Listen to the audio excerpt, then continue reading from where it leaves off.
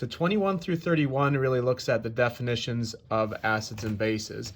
And the first definition of acids and bases is a really basic definition. And it just says that acids start with H's. And so HCl, HNO3, and H2SO4 would all be acids because the formula starts with H. Bases have OHs in them. Okay, so OH is like the fundamental particle. Bases like sodium hydroxide, calcium hydroxide all have OH in them, so then they would have, they would be considered bases. So really we're saying here that the particle that makes an acid is the H, and the particle that makes a base is the OH. They are both the ion form, so they would all both have charges. That's a great definition, but it's limited. So the Arrhenius definition is like the primitive definition, but it's not perfect. So over time, we found that there are things that act as acids and bases that don't fit that definition. So along comes a group of scientists, two guys with the last names Bronsted and Lowry, and they said we can do better than the Arrhenius definition. We can say that acids are not only H plus. They don't have H plus in their formula. They are simply proton donors. So anything that can give away an H is considered an acid. And bases are going to be the opposite of that. They're going to be anything that can accept that proton. So protons are going to be our H plus. Okay. This definition is kind of an action definition. It talks about the acid-base interaction and the transfer then of that proton. So really we are watching where the H plus goes in this. This is really the important player in the game. Okay.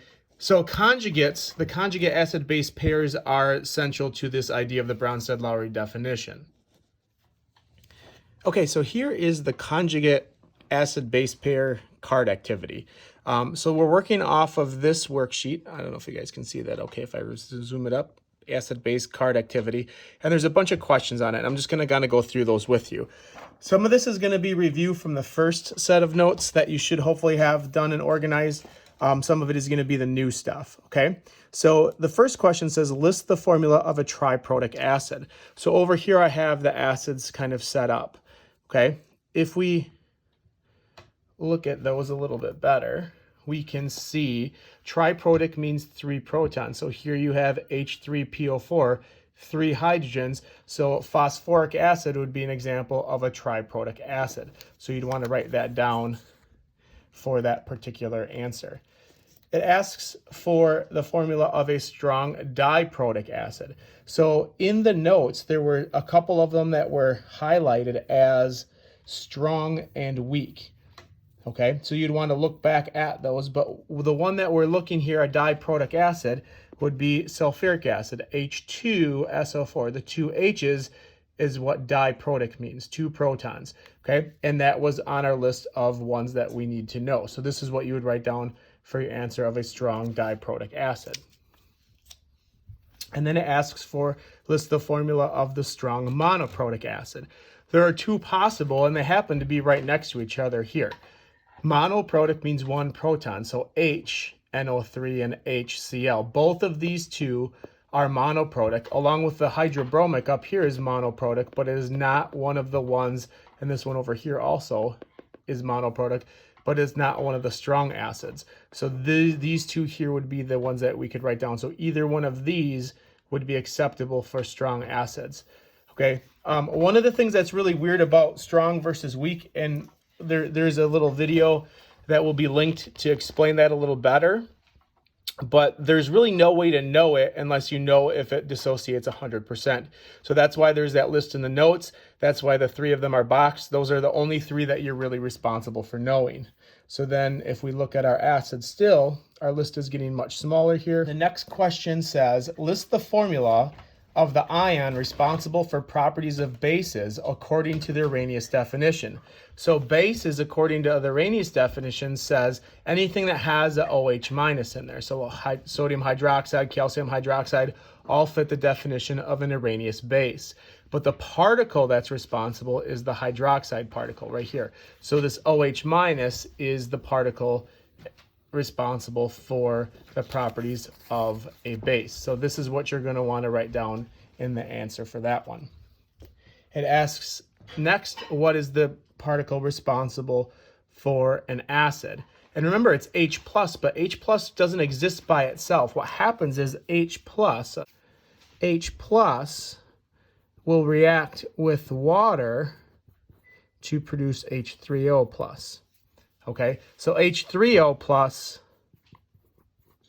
for our sake and purpose, is going to be the same thing as H+. We can kind of go back and forth on here. So this will be the particle here, the H3O+1. This is going to be the particle that is the one that we're looking for. If we look at the next questions 4 and 5, we would go back and look at the notes and see what the strong acids that we should know are and some of the weak ones. But if we go back to what we already said, the 3 that we have here would be HCl. That would be a strong acid. H2SO4 is a strong acid, and HNO3 is a strong acid. Okay, so those would be the ones that we would list as our strong acids, and then acetic acid right here would be our weak acid. Again, if you're not familiar, strong versus weak, what that means, make sure to check out that video that I posted earlier.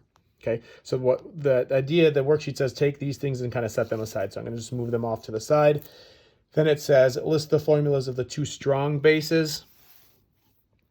So over here, if we look at strong bases are anything in the first 2 columns on the periodic table are group 1 and 2 metals with a hydroxide. So sodium hydroxide is a group 1 metal. Calcium hydroxide would be a group 2 metal. These would be 2 strong bases. Okay, and then it asks for 1 weak base. And the weak base that I want you to know is ammonia. Ammonia is a really important base, especially in industrial cleaners and things like that. We use it a lot, and it's one that's not obviously a base because it doesn't have the OH in it of the other bases.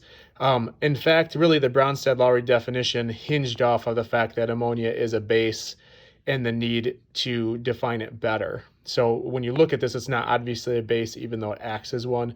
So that's why the definition was changed. Okay, again, we're going to take these and kind of just push them off to the side.